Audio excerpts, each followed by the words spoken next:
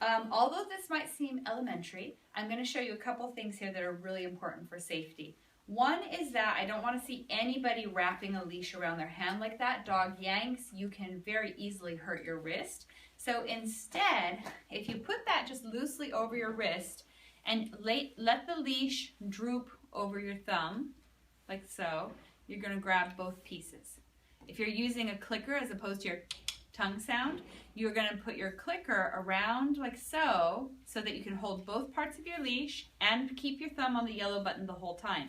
What that allows you to do is if you loosen your grip just a tiny bit, you can slide it and readjust.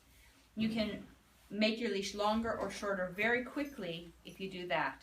Okay, and that's safe. I know that seems like it's weird and it doesn't seem like it's going to be sturdy, but when you try it yourself, you yank down here, you're going to see that you've got a really good grip and you can't jam your thumb, you can't hurt your wrist. If a dog tugs and pulls it out of your hand, you still have, another grip of it there. Now the next part of this is where do we put our leash? And I know that sounds like it might be too elementary and obvious, but we have had some people make mistakes sometimes by accidentally putting the leash on the tag ring like so, and then when the dog tugs, the tag kind of unwinds, we lose their rabies tag, dog is free, it's just a big mess. So really make sure, for safety reasons, that when you take the leash, you put it right on the sturdy ring that's attached directly to their collar. Excuse me, what are you talking about? Watch me. That's my impatient baby. Yes, that is my girl. Okay, so we put it right there.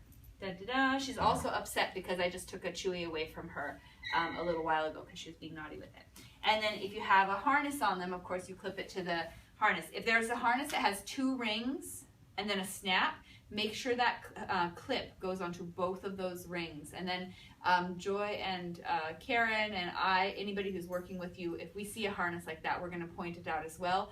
But with those harnesses, if you only put it on one of the clips, and dog tugs, that plastic snap can sometimes come open, and that of course is also dangerous.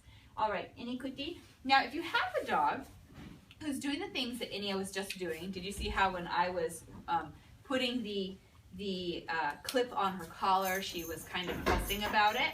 If I have a dog who's doing that, I'm not going to force them and push myself on them. So it's actually good that she did that there. I'm going to do a find it. So I'm going to take the treat, Innie, find it. So while her head is pointed that way, I'm going to do this and clip that onto the right ring.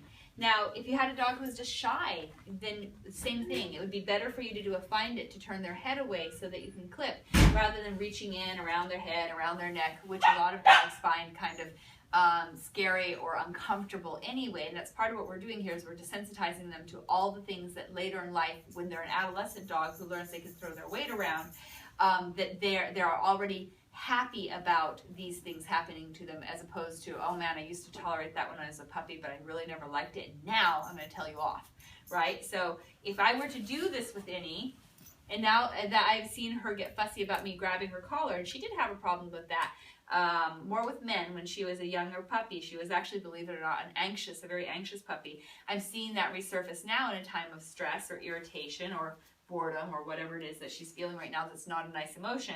So it would be good to do some find its and then mess with her collar and do stuff just to kind of get her used to that again.